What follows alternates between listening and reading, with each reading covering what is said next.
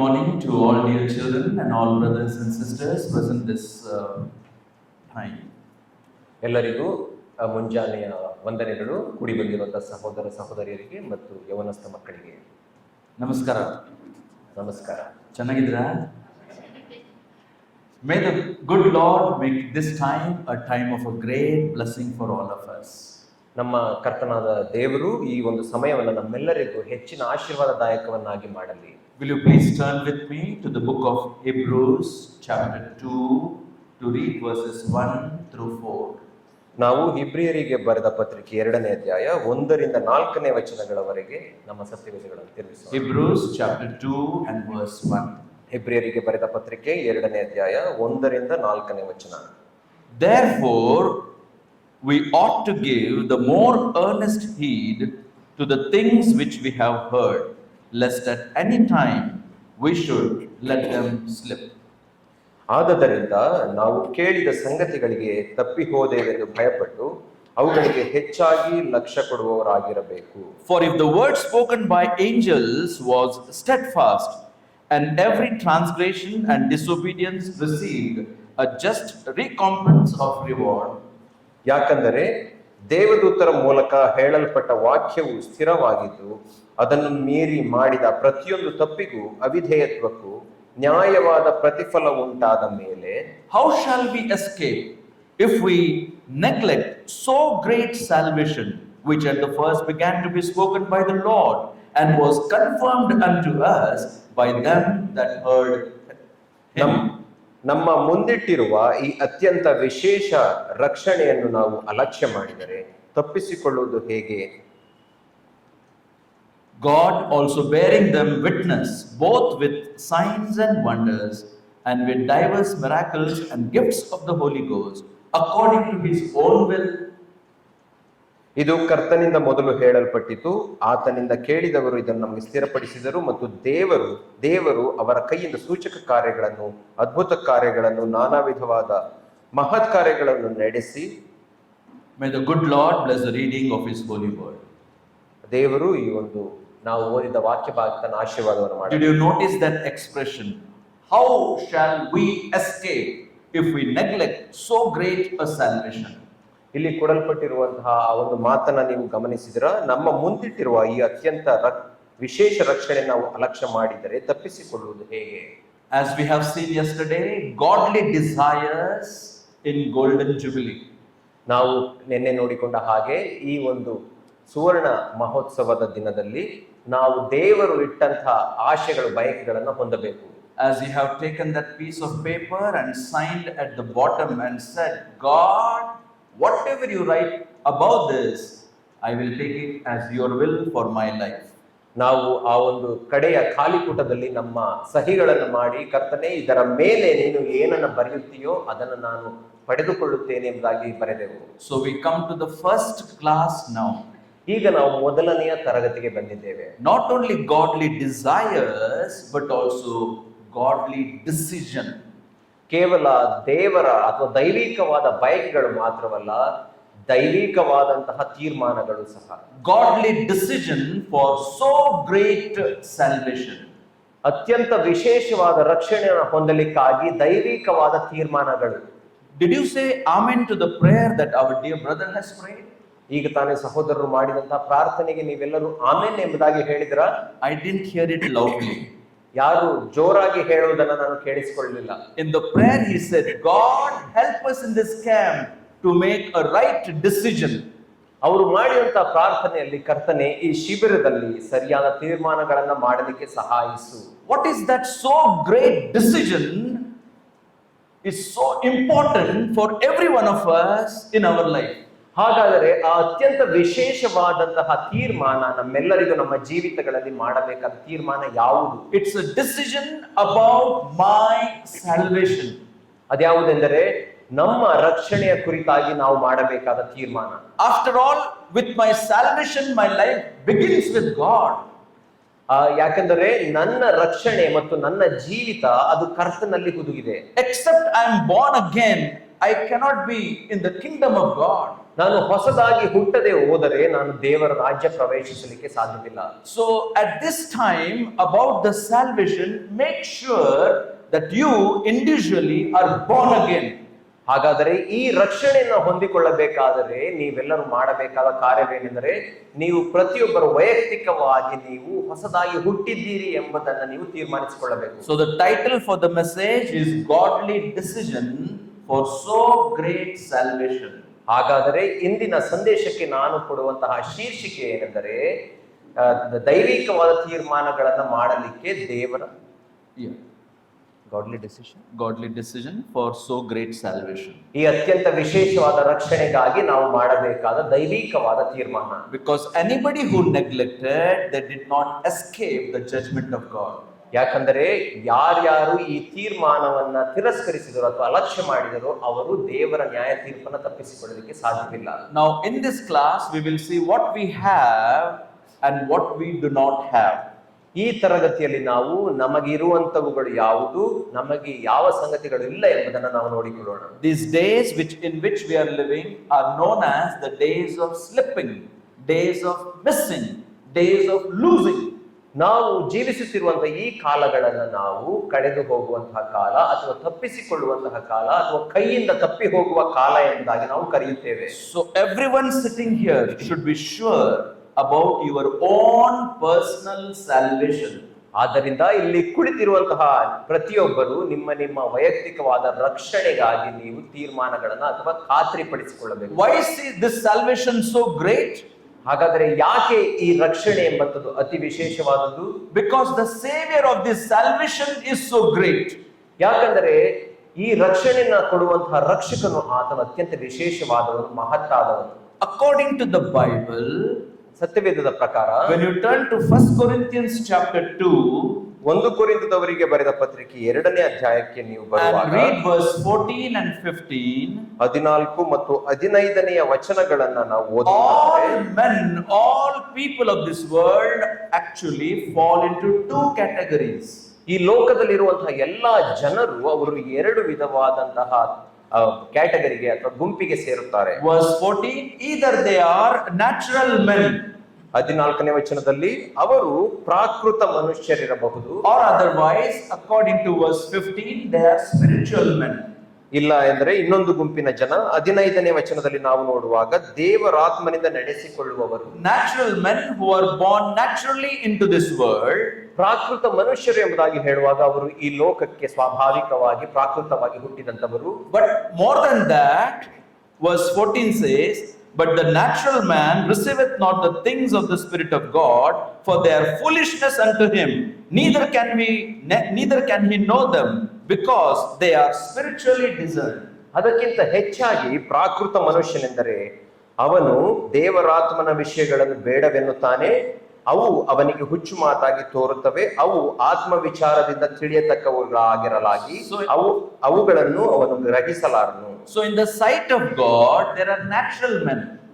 ದೇವರ ದೃಷ್ಟಿಯಲ್ಲಿ ಪ್ರಾಕೃತ ಮನುಷ್ಯರಿದ್ದಾರೆ. And when people talk to them about God and spiritual things, they think, oh, this is all foolish. Why we should think about God? ಅಂತಹ ವ್ಯಕ್ತಿಗಳಿಗೆ ನೀವು ದೇವರ ವಿಚಾರವಾಗಿ ದೈವಿಕ ವಿಷಯಗಳನ್ನ ಮಾತಾಡುವಾಗ ನನಗೆ ಯಾಕೆ ದೇವರು ಬೇಕು, ಇದನ್ನೆಲ್ಲ ನಾನು ಯಾಕೆ ಯೋಚಿಸಲಿ ಎಂಬುದಾಗಿ. When you talk about God or spiritual things, they laugh, they mock, they speak evil about us. ನೀವು ದೇವರ ವಿಷಯಗಳನ್ನ ಆತ್ಮಿಕ ವಿಷಯಗಳನ್ನ ಅವರೊಟ್ಟಿಗೆ ಮಾತನಾಡುವಾಗ ಅವರು ನಗುತ್ತಾರೆ ಮತ್ತು ನಿಮ್ಮ ಕುರಿತಾಗಿ ಕೆಟ್ಟ ಮಾತುಗಳನ್ನು ಆಡುತ್ತಾರೆ. Because these things are foolishness to them. ಯಾಕೆಂದರೆ ಈ ಮಾತುಗಳು ಅವರಿಗೆ ಹುಚ್ಚು ಮಾತುಗಳಾಗಿವೆ. But there is another category. ಆದರೆ ಇನ್ನೊಂದು ಗುಂಪಿನ ಜನರಿದ್ದಾರೆ. Verse 15 says, but he that is spiritual judgeth all things, yet he himself is judged of no man. 15ನೇ ವಚನದಲ್ಲಿ ನಾವು ನೋಡುವಾಗ ದೇವರಾತ್ಮನಿಂದ ನಡೆಸಿಕೊಳ್ಳುವವನು ಎಲ್ಲವನ್ನು ವಿಚಾರಿಸಿ ತಿಳುಕೊಳ್ಳುತ್ತಾನೆ, ಆದರೆ ಇವನನ್ನು ಯಾವನೂ ವಿಚಾರಿಸಿ ತಿಳುಕೊಳ್ಳುವುದಿಲ್ಲ. The category of spiritual man is judged by having the mind of the Lord. ಆ ದೇವರಾತ್ಮನಿಂದ ನಡೆಸಿಕೊಳ್ಳುವಂತಹ ಗುಂಪಿನ ಜನರು ಅಥವಾ ಆತ್ಮಿಕ ಜನರು ಎಂಬುದಾಗಿ ಹೇಳುವಾಗ ಅವರು ಪವಿತ್ರಾತ್ಮನಿಂದ ಅಥವಾ ದೇವರಾತ್ಮನಿಂದ ನಡೆಸಲ್ಪಡುತ್ತಾರೆ. For who hath known the mind of the Lord that he may instruct him, but we have the mind of Christ. ಕರ್ತನ ಮನಸ್ಸನ್ನು ತಿಳುಕೊಂಡು ಆತನಿಗೆ ಉಪದೇಶಿಸುವವನಾರು ಎಂದು ಬರೆದದೆಯಲ್ಲ, ನಮಗಾದರೂ ಕ್ರಿಸ್ತನ ಮನಸ್ಸು ದೊರಕಿತು. So are you with me? ನೀವು ನನ್ನೊಟ್ಟಿಗಿದ್ದೀರಾ? Are you listening to this? ನನ್ನ ಮಾತುಗಳನ್ನ ಆಲಿಸುತ್ತಿದ್ದೀರಾ? Jot down all of these references. ಈ ಎಲ್ಲಾ ರೆಫರೆನ್ಸ್ ಗಳನ್ನ ನೀವು ಬರೆದುಕೊಳ್ಳಿರಿ. And if you do not understand any point, ನಿಮಗೆ ಯಾವ ಅಂಶವೂ ಅರ್ಥವಾಗದೆ ಹೋದರೂ, when we are free outside, come, ask, and we will be very happy to share with you.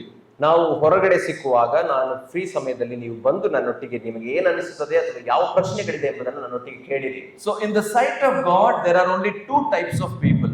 ದೇವರ ದೃಷ್ಟಿಯಲ್ಲಿ ಕೇವಲ ಎರಡು ಗುಂಪಿನ ಜನರಿದ್ದಾರೆ. Natural men and spiritual men. ಪ್ರಾಕೃತ ಮನುಷ್ಯ, ಆತ್ಮಿಕ ಮನುಷ್ಯ. One who are unsaved, the other who are saved. ಒಂದು ಗುಂಪಿನ ಜನರು ರಕ್ಷಿಸಲ್ಪಟ್ಟಿಲ್ಲ, ಇನ್ನೊಂದು ಗುಂಪಿನ ಜನರು One for whom things of God are foolishness.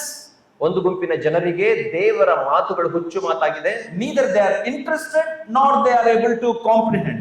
ಅವರಿಗೆ ಆ ಮಾತುಗಳನ್ನ ಕೇಳಿಸಲಿಕ್ಕೆ ಆಸಕ್ತಿಯೂ ಇಲ್ಲ, ಅದು ಅರ್ಥವಾಗುವುದೂ ಇಲ್ಲ. But on the other hand, ಇನ್ನೊಂದು ಕಡೆಯಲ್ಲಿ there are spiritual men ಆತ್ಮಿಕ ಜನರಿದ್ದಾರೆ, who are saved people of God, ಅವರು ದೇವರ ರಕ್ಷಿಸಲ್ಪಟ್ಟಂತಹ ಜನರು, who have the Spirit of God. ದೇವರ ಆತ್ಮನನ್ನು ಹೊಂದಿದವರು. They are able to judge and understand the instructions of God. ಅವರು ದೇವರ ಮಾತುಗಳನ್ನ ಅರ್ಥ ಮಾಡಿಕೊಳ್ಳಲಿಕ್ಕೆ ಮತ್ತು ಅದನ್ನ ತೀರ್ಮಾನಿಸಲಿಕ್ಕೆ ಶಕ್ತಿಯುಳ್ಳವರು. And above all, they have the mind of Christ in them. ಅದಕ್ಕಿಂತ ಹೆಚ್ಚಾಗಿ ಅವರಲ್ಲಿ ಕ್ರಿಸ್ತನ ಮನಸ್ಸಿದೆ. Now, either of these two categories, in which category you will be found by God? ಈ ಎರಡು ಗುಂಪಿನಲ್ಲಿ ನೀವು ಯಾವ ಗುಂಪಿಗೆ ಸೇರಿದ್ದೀರಿ? Are you natural or are you spiritual? ನೀವು ಪ್ರಾಕೃತ ಮನುಷ್ಯರೋ ಅಥವಾ ಆತ್ಮಿಕ ಮನುಷ್ಯರೋ? But when Apostle Paul was writing to the church at Corinth, ಆದರೆ ಅಪೊಸ್ತಲನಾದ ಪೌಲನು ಕೊರಿಂಥ ಸಭೆಗೆ ಬರೆಯುವಾಗ, he was so shocked to know, ಆತನಿಗೆ ಈ ವಿಷಯವನ್ನ ಕೇಳಲಿಕ್ಕೆ ಆಶ್ಚರ್ಯವಾಯಿತು. looking at the lives of the Corinthian believers, ಆ ಕೊರಿಂಥ ಸಭೆಯ ವಿಶ್ವಾಸಿಗಳ ಜೀವಿತವನ್ನು ನೋಡುವಾಗ, they were saying that they are born again, ನಾನು ಹೊಸದಾಗಿ ಹುಟ್ಟಿದ್ದೇನೆ ಎಂಬುದಾಗಿ ಅವರು ಹೇಳುತ್ತಿದ್ದಾರೆ. but their life was not according to their confession.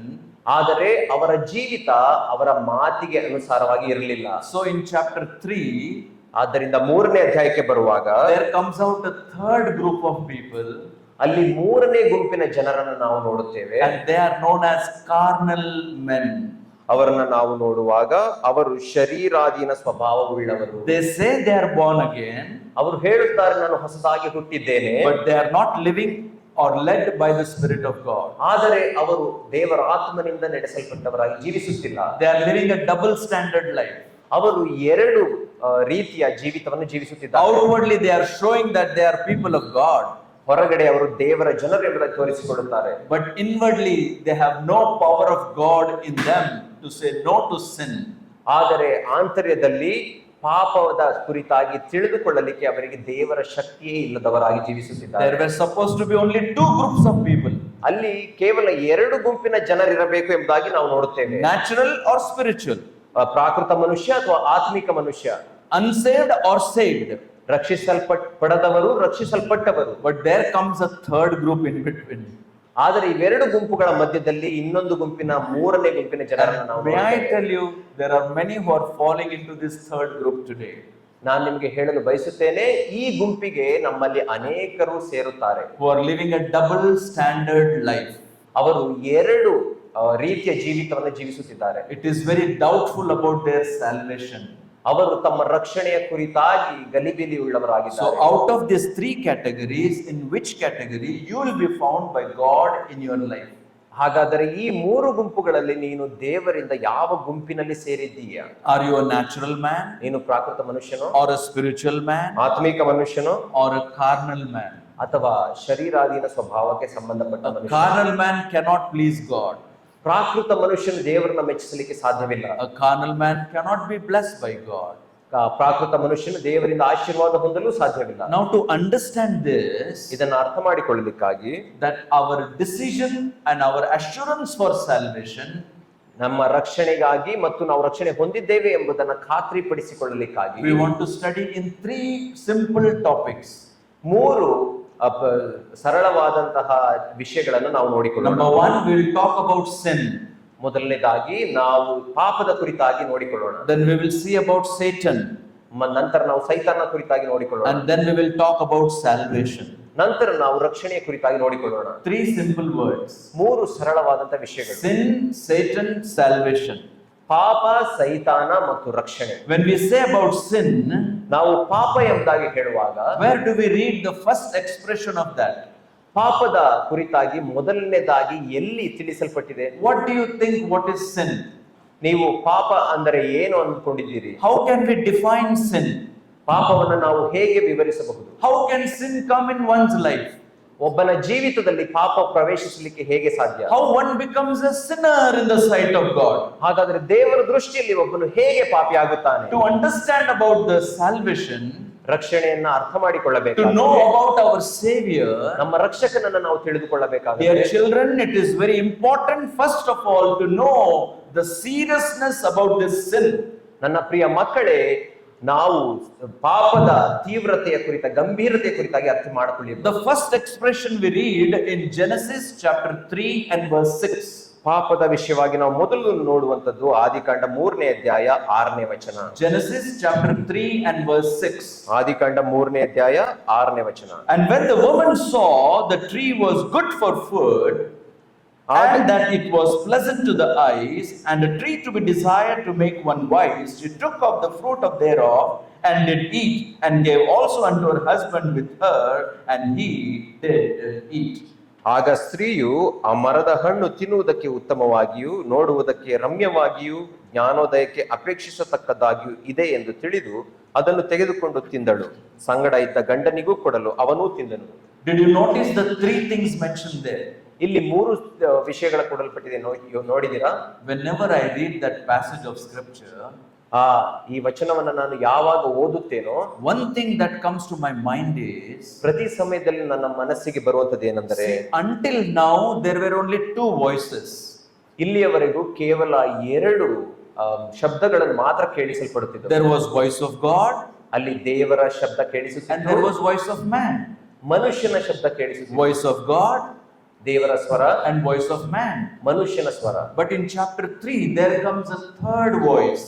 ಆದರೆ 3ನೇ ಅಧ್ಯಾಯಕ್ಕೆ ಬರುವಾಗ ಅಲ್ಲಿ 3ನೆಯ ಸ್ವರ ಒಂದು It ಕೇಳಿಸಿತು. was the voice of Satan. ಅದು ಸೈತಾನನ ಸ್ವರವಾಗಿದೆ. The moment Eve heard about the third voice, she should have had a sharpened ear. ಆಕೆಯು ಆ 3ನೇ ಸ್ವರವನ್ನ ಕೇಳಿದ ಕೂಡಲೇ ತನ್ನ ಕಿವಿಗಳನ್ನ ಆಕೆ ಚುರುಕು ಮಾಡಿಕೊಳ್ಳಬೇಕಾಗಿತ್ತು. This third voice, which she could not discern properly, ಈ 3ನೇ ಸ್ವರ ಆಕೆಗೆ ಸರಿಯಾಗಿ ಅರ್ಥವಾಗಲಿಲ್ಲ. and that's why she has fallen in sin, and then Adam also. ಆದ್ದರಿಂದಲೇ ಆಕೆಯು ಪಾಪಕ್ಕೆ ಬಿದ್ದಳು, ಆದಾಮನು ಕೂಡ ಪಾಪ ಮಾಡಿದನು. That third voice is very important. ಆ 3ನೇ ಸ್ವರ ಅತಿ ಪ್ರಾಮುಖ್ಯವಾದ If ಸ್ವರ. we are not careful about that third voice, ನಾವು ಈ 3ನೇ ಸ್ವರದ ಕುರಿತಾಗಿ ಎಚ್ಚರವಿಲ್ಲದೆ ಹೋದರೆ we will also fall in sin. ನಾವು ಸಹ ಪಾಪದಲ್ಲಿ ಬಿದ್ದು ಹೋಗುತ್ತೇವೆ. What is that voice, third voice? ಹಾಗಾದರೆ ಆ 3ನೇ ಸ್ವರ ಯಾವುದು? How can we understand the third voice? ಆ 3ನೇ ಸ್ವರವನ್ನು ನಾವು ಹೇಗೆ ಅರ್ಥ Which is ಮಾಡಿಕೊಳ್ಳಬಹುದು? that third voice? ಯಾವುದು ಆ 3ನೇ ಸ್ವರ? A voice that brings doubt about God. ದೇವರ ಕುರಿತಾಗಿ ಸಂಶಯವನ್ನ ಹುಟ್ಟಿಸುವಂತ ಸ್ವರ. A voice that brings doubt about the word of God. ದೇವರ ವಾಕ್ಯದ ಕುರಿತಾಗಿ ಸಂಶಯವನ್ನ ಹುಟ್ಟಿಸುವ ಸ್ವರ. A voice that questions the provisions of God. ದೇವರ ಒದಗಿಸುವಿಕೆಯನ್ನೇ ಪ್ರಶ್ನಿಸುವಂತಹ ಸ್ವರ. Anything comes into your life ನಿಮ್ಮ ಜೀವಿತದಲ್ಲಿ ಏನೇ ಸಂಗತಿಗಳು which ಸಂಭವಿಸಿದರೂ makes you to cause a doubt in your heart about God, ಅದು ದೇವರ ಕುರಿತಾಗಿ ನಿಮ್ಮ ಹೃದಯದಲ್ಲಿ ಸಂಶಯವನ್ನ ಮೂಡಿಸುವುದಾದರೆ it's a third voice. ಅದೇ 3ನೇ ಸ್ವರ.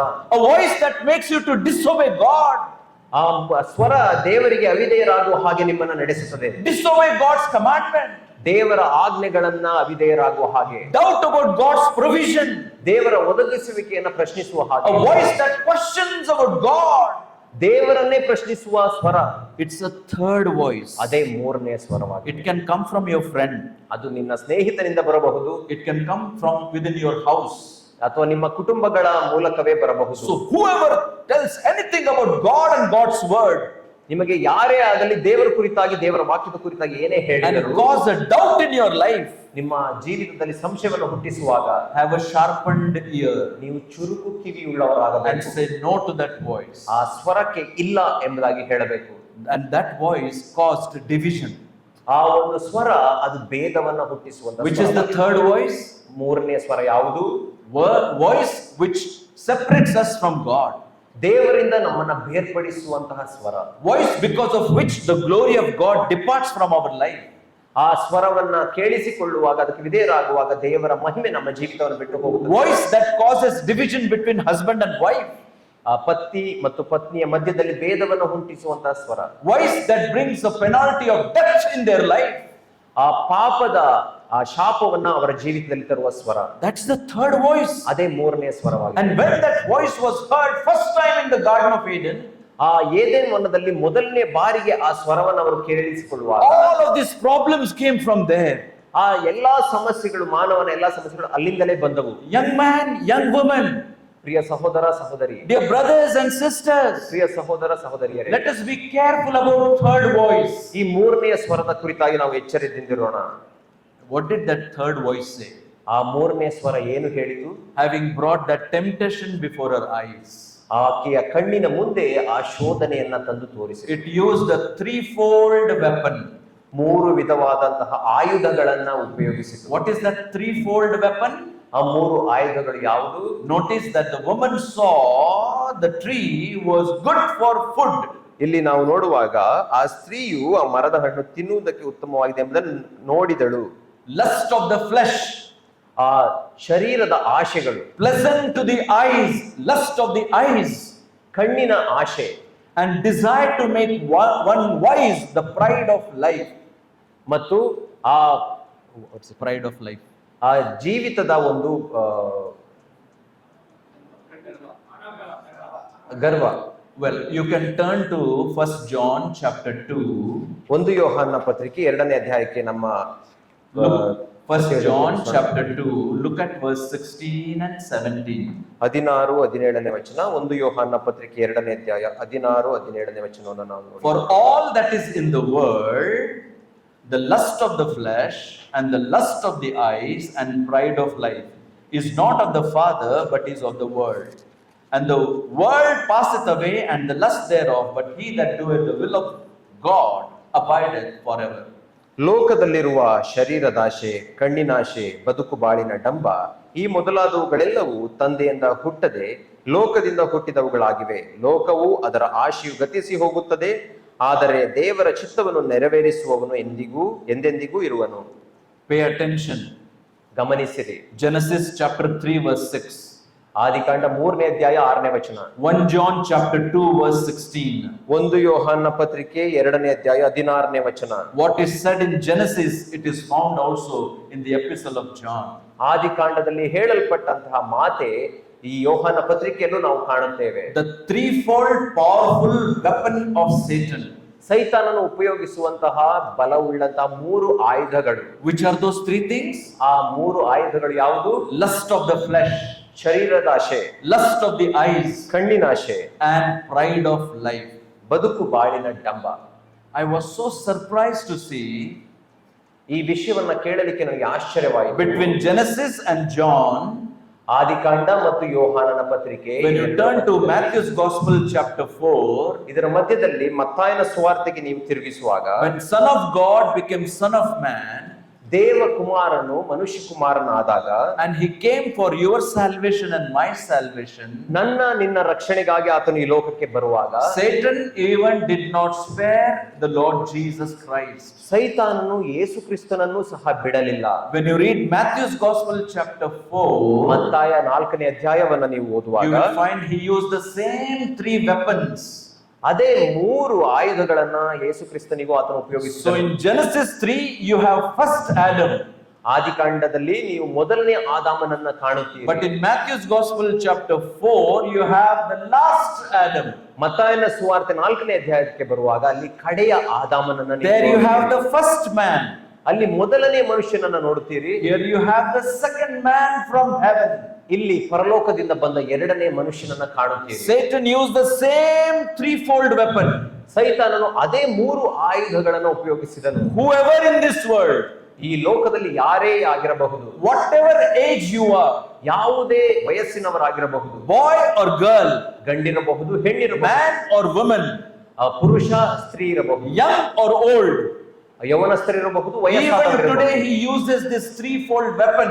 ಇಂದಿಗೂ ಸೈತಾನನು ಈ 3 ಆಯುಧಗಳನ್ನು ಉಪಯೋಗಿಸುತ್ತಾನೆ. What I'm surprised is, ನನಗೆ ಆಶ್ಚರ್ಯವಾಗುವುದೇನೆಂದರೆ, all these years of ages that have gone by, ಈಗ ಇಲ್ಲಿಯವರೆಗೂ ಕಳೆದು ಹೋದಂತಹ ವರ್ಷಗಳನ್ನು ನಾವು ನೋಡುವಾಗ Satan has not changed his strategies.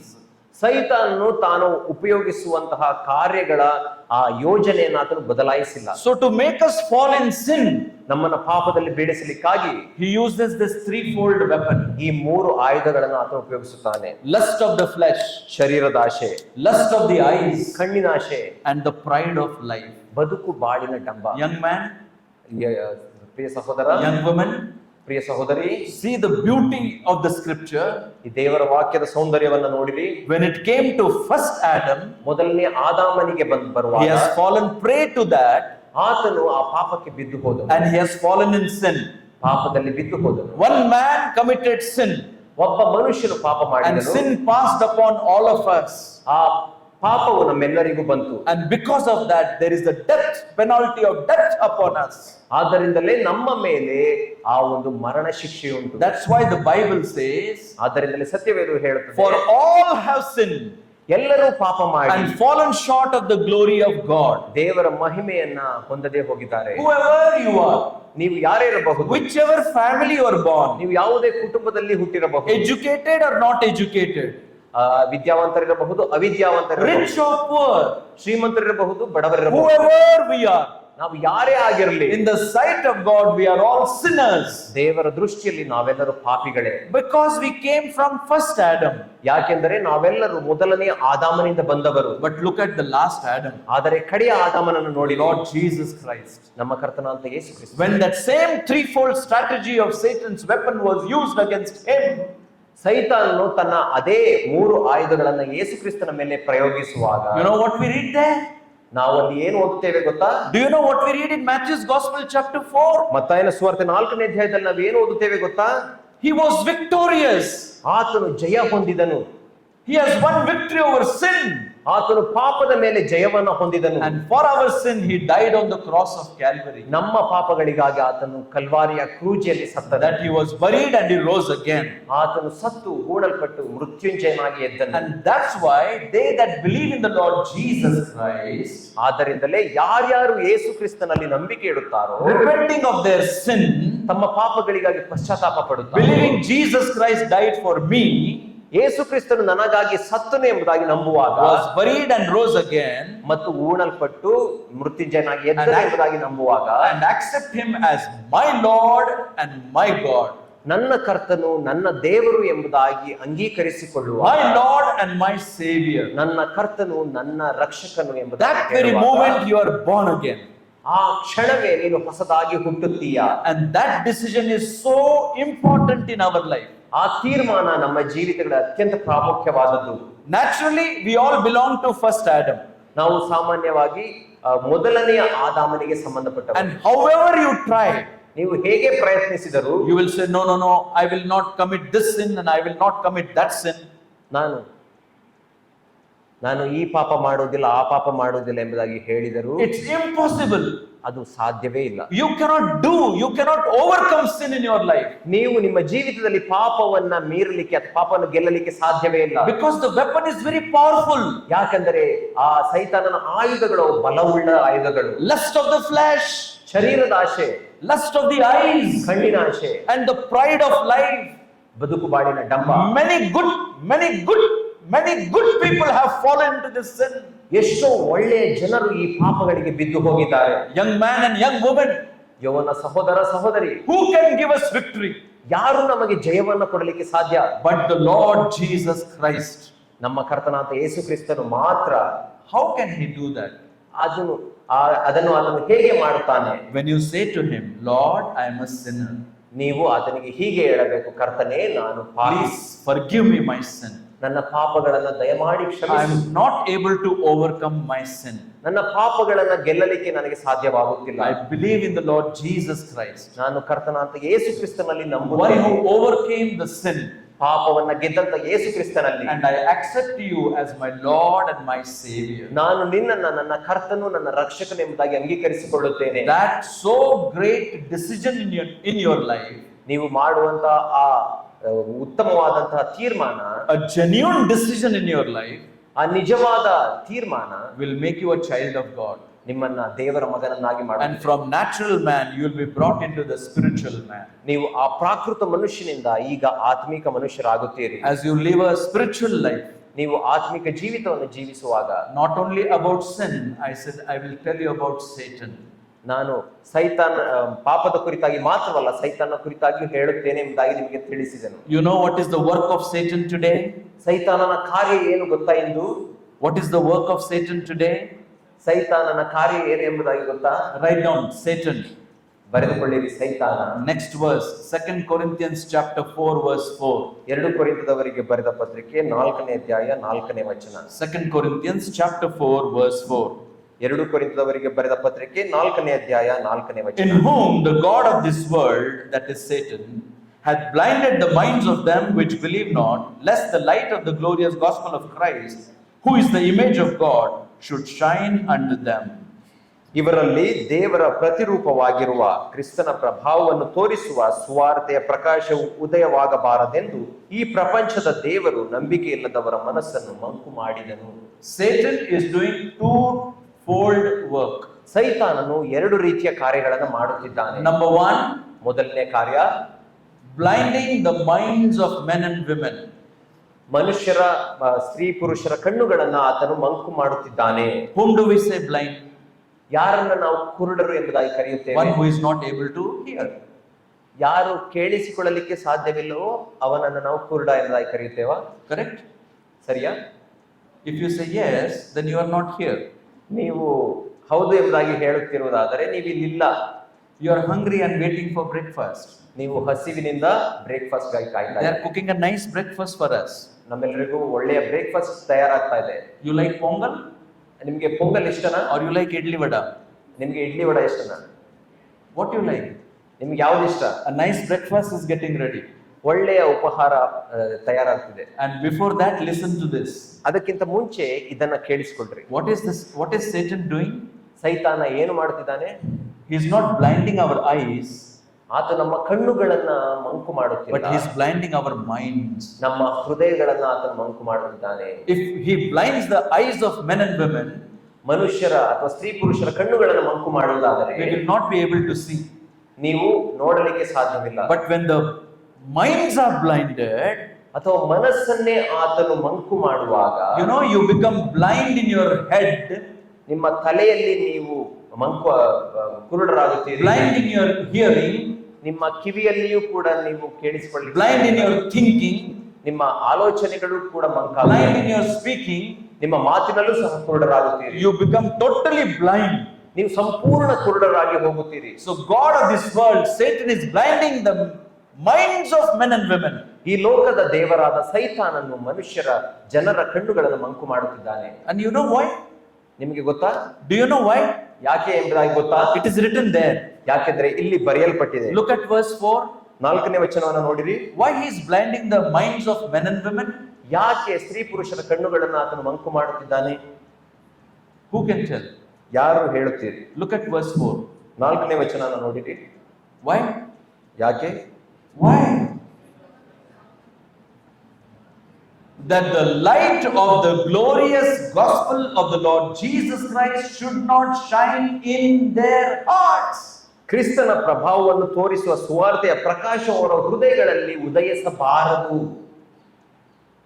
That's why he is blinding the minds of men and women.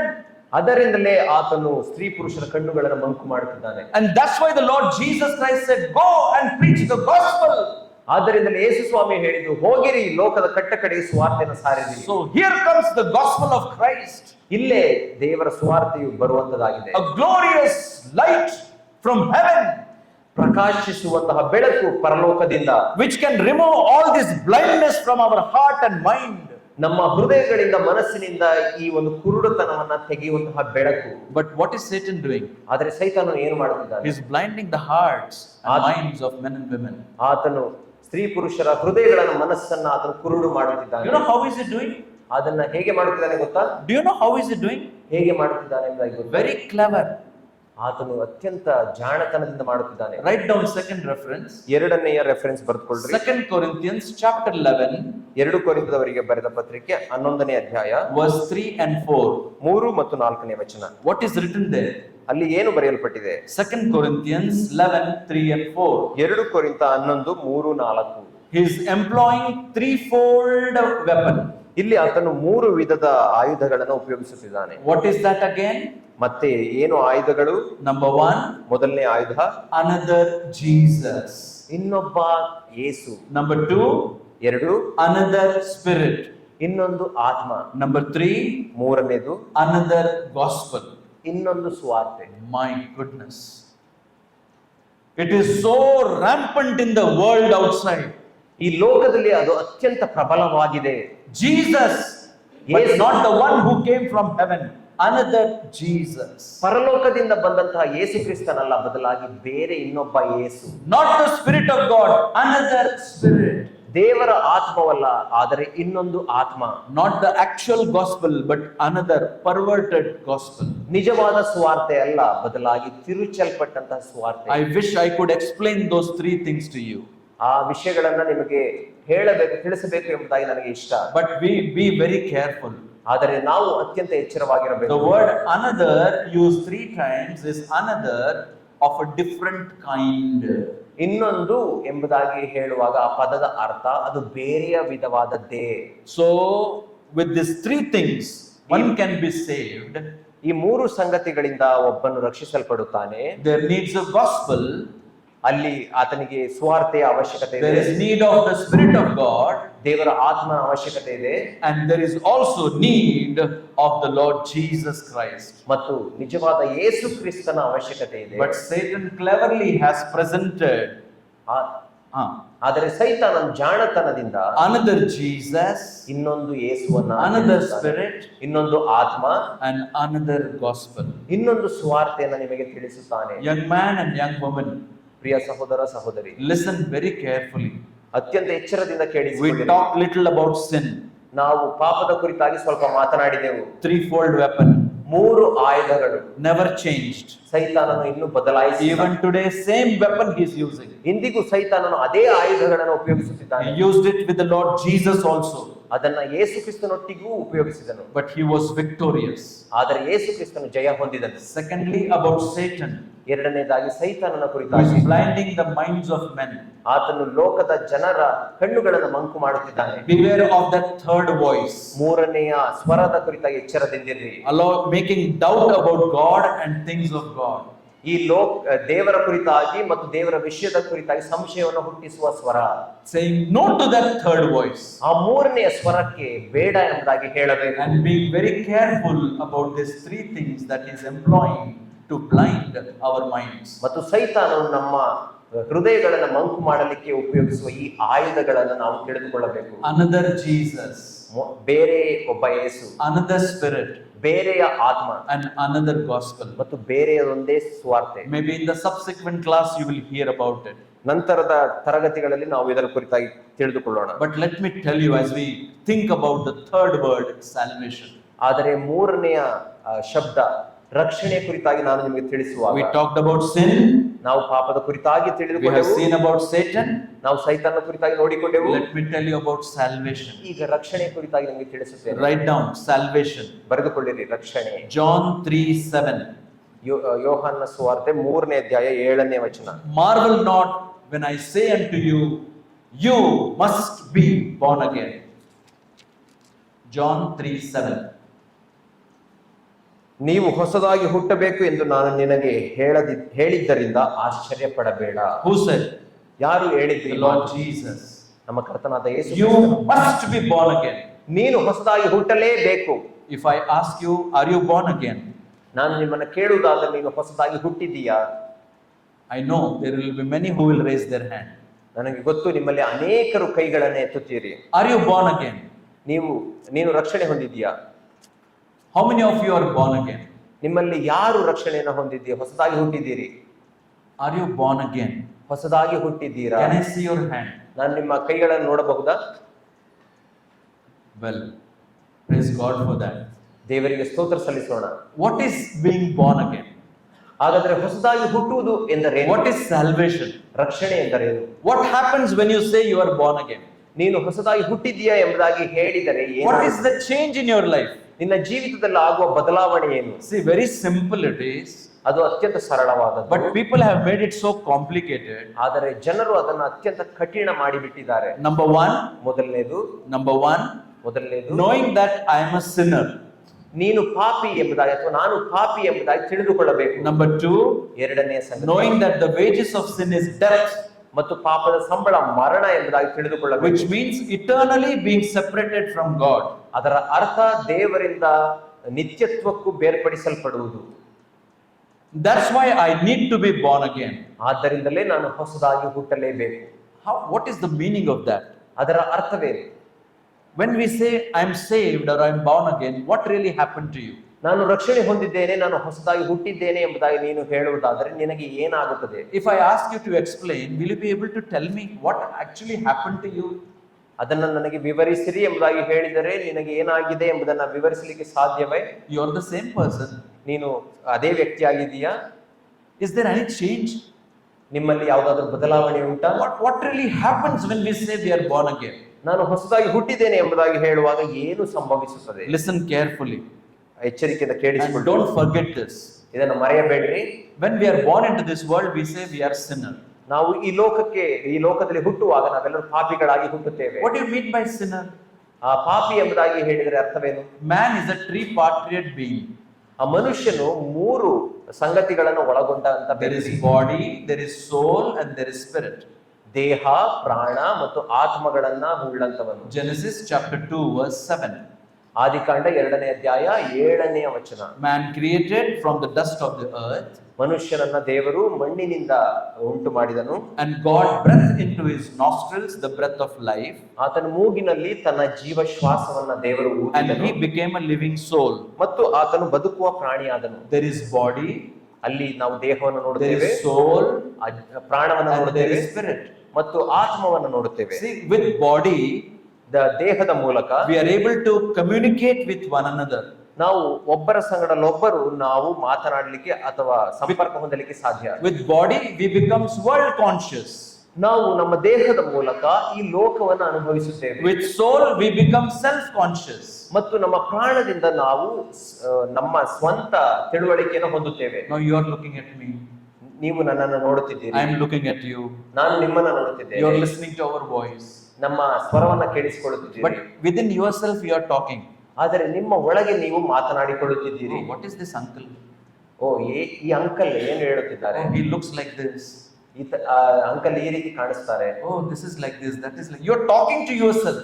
ಇದು ಈ ರೀತಿ ಇದೆ, ಇದು ಆ ರೀತಿ ಇದೆ ಎಂಬ ನೀವು ನಿಮ್ಮೊಟ್ಟಿಗೆ ಮಾತನಾಡಿಕೊಳ್ಳುತ್ತಿದ್ದೀರಿ. Are you talking or not? ನೀವು ಮಾತನಾಡಿಕೊಳ್ಳುತ್ತಿದ್ದೀರಲ್ವಾ? Are you talking to yourself now, looking at me? ನಿಮ್ಮೊಟ್ಟಿಗೆ ನೀವು ಮಾತನಾಡಿಕೊಳ್ಳುತ್ತಿದ್ದೀರ ನನ್ನನ್ನು ನೋಡುವಾಗ? I am looking at you and I am talking to myself. ನಾನು ನಿಮ್ಮನ್ನ ನೋಡುವಾಗ ನನಗೆ ನಾನೇ ಮಾತನಾಡಿಕೊಳ್ಳುತ್ತಿದ್ದೇನೆ. That is my soul communicating with myself. ನನ್ನ ಪ್ರಾಣ ನನ್ನೊಟ್ಟಿಗೆ ಅದು ಸಂಪರ್ಕ ಸಾಧಿಸುತ್ತದೆ. So with body we become world conscious. ಈ ನಮ್ಮ ದೇಹದ ಮೂಲಕ ನಾವು ಲೋಕವನ್ನ ತಿಳಿಯುತ್ತೇವೆ. With soul we become self conscious. ನಮ್ಮ ಪ್ರಾಣದ ಮೂಲಕ ನಮ್ಮನ್ನೇ ನಾವು ತಿಳಿದುಕೊಳ್ಳುತ್ತೇವೆ. But with spirit we become God conscious. ಆದರೆ ನಮ್ಮ ಆತ್ಮದ ಮೂಲಕ ನಾವು ದೇವರನ್ನ ತಿಳಿದುಕೊಳ್ಳುತ್ತೇವೆ. That's why Bible says God created man in his own image.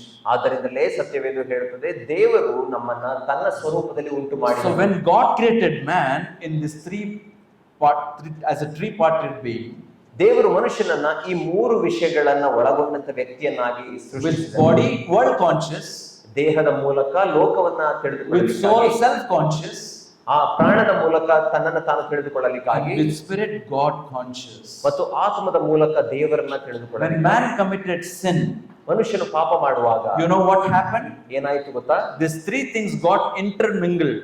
ಈ ಮೂರು ಸಂಗತಿಗಳು ಒಂದಕ್ಕೊಂದು ಸುತ್ತಿಕೊಂಡವು. God said, the day you eat the fruit of this tree, you will die.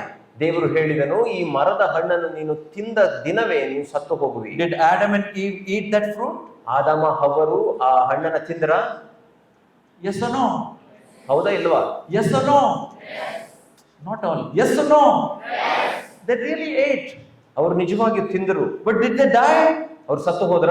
Yes or no? ಹೌದಾ ಇಲ್ವಾ? Did they die? ಸತ್ತು ಹೋದ್ರ ಅವರು? Did they die?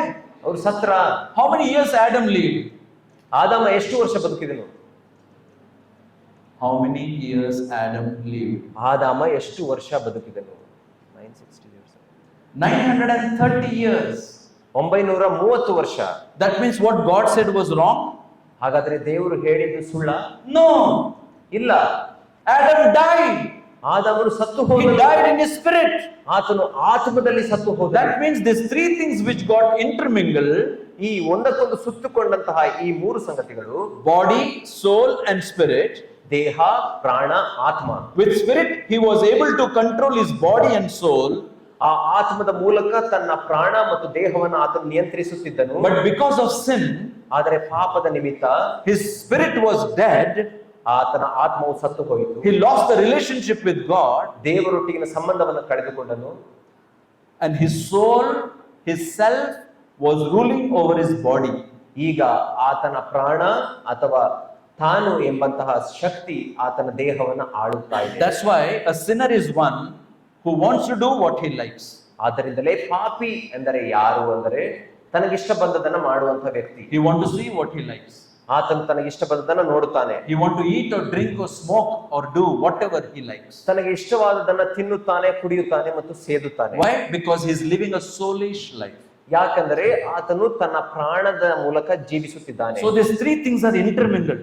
ಈ ಮೂರು ಸಂಗತಿಗಳು ಈಗ ಸುತ್ತಿಕೊಂಡಿವೆ. And you know what happens then? ಆಗ ಏನಾಗುತ್ತದೆ ಗೊತ್ತಾ? That's why the glorious light of the gospel of Christ is needed. ಆದ್ದರಿಂದಲೇ ಯೇಸು ಕ್ರಿಸ್ತನ ಪ್ರಭಾವವುಳ್ಳ ಬೆಳಕು ಎಂಬಂತಹ ಸುವಾರ್ತೆಯ ಅವಶ್ಯಕತೆ ಇದೆ. When you hear the gospel, ನೀನು ಸುವಾರ್ತೆಯನ್ನ ಕೇಳುವಾಗ you know what happens? ಏನಾಗುತ್ತದೆ ಗೊತ್ತಾ? Turn to Hebrews chapter 4 and verse 12. ಇಬ್ರಿಯರಿಗೆ ಬರೆದ ಪತ್ರಿಕೆ 4ನೇ ಅಧ್ಯಾಯ 12ನೇ ವಚನಕ್ಕೆ ತಿರುಗಿ. Hebrews chapter 4 verse 12. 4ನೇ ಅಧ್ಯಾಯ ಇಬ್ರಿಯರಿಗೆ ಬರೆದ ಪತ್ರಿಕೆ 12ನೇ ವಚನ. What is written there? ಅಲ್ಲಿ ಏನು ಬರೆಯಲ್ಪಟ್ಟಿದೆ? Can you read loudly? ಜೋರಾಗಿ ಓದುತ್ತೀರಾ? Hebrews 4:12. ಯಾಕಂದ್ರೆ ದೇವರ ವಾಕ್ಯವು ಸಜೀವವಾದದ್ದು. ಸಜೀವವಾದ. Yeah.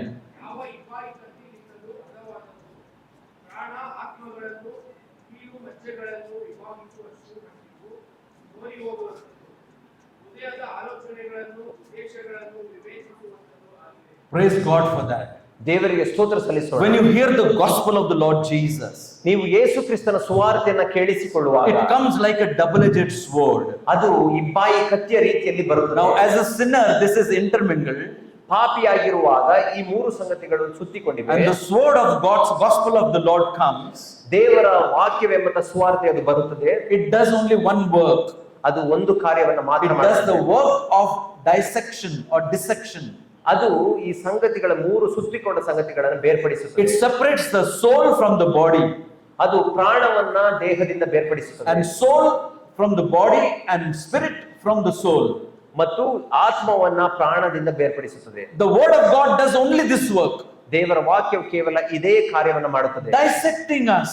ಬೇರ್ಪಡಿಸುವಂತದ್ದು. That which is intermingled, ಸುತ್ತಿಕೊಂಡಿರುವಂತ ಸಂಗತಿಗಳನ್ನು it is cut and made separate. ಅದು ಕತ್ತರಿಸಿ ಬೇರೆ ಬೇರೆ ಮಾಡುತ್ತದೆ. The moment body, soul and spirit are made separate, ನಮ್ಮ ದೇಹ, ಪ್ರಾಣ, ಆತ್ಮಗಳು ಅದು ಬೇರ್ಪಡಿಸಲ್ಪಡುವ by hearing the gospel of the Lord Jesus, ದೇವರ ಯೇಸು ಕ್ರಿಸ್ತನ ಸುವಾರ್ತೆಯನ್ನು ಕೇಳಿಸಿಕೊಂಡು, you know what happens in that man or woman's life?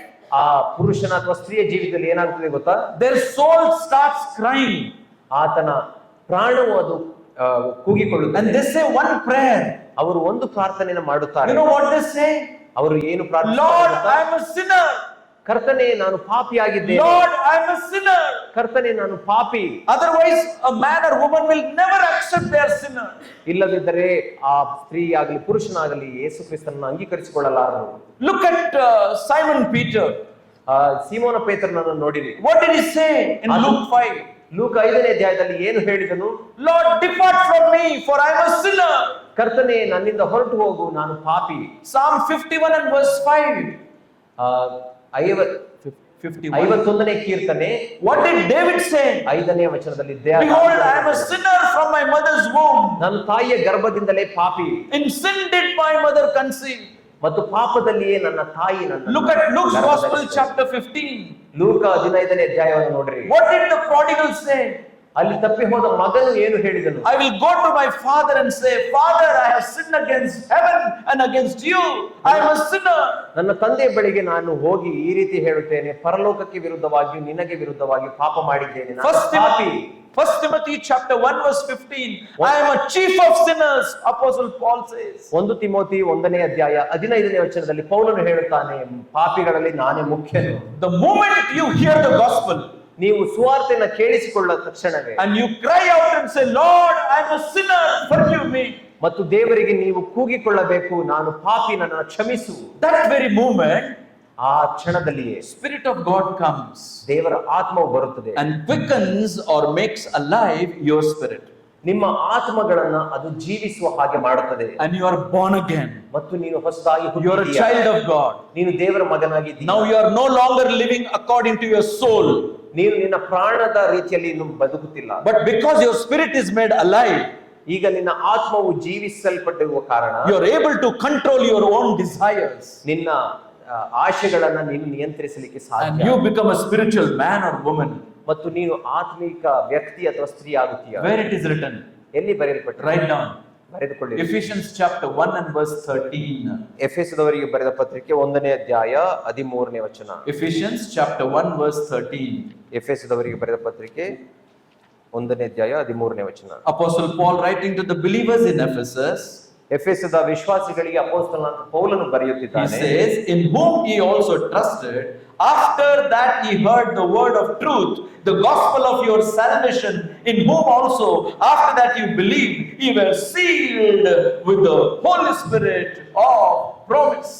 ನಿಮ್ಮ ರಕ್ಷಣೆಯ ವಿಷಯವಾದ ಸುವಾರ್ತೆ ಎಂಬ ಸತ್ಯವಾಕ್ಯವನ್ನು ಕೇಳಿ ಕ್ರಿಸ್ತನಲ್ಲಿ ನಂಬಿಕೆ ಇಟ್ಟವರಾದ ನೀವು ಸಹ ವಾಗ್ದಾನ ಮಾಡಲ್ಪಟ್ಟ ಪವಿತ್ರಾತ್ಮನೆಂಬ ಮುದ್ರೆಯನ್ನು ಹೊಂದಿದ್ದೀರಿ. Praise God for that. ದೇವರಿಗೆ ಇದಕ್ಕಾಗಿ ಸ್ತೋತ್ರ ಸಲ್ಲಿಸೋಣ. That's what is salvation.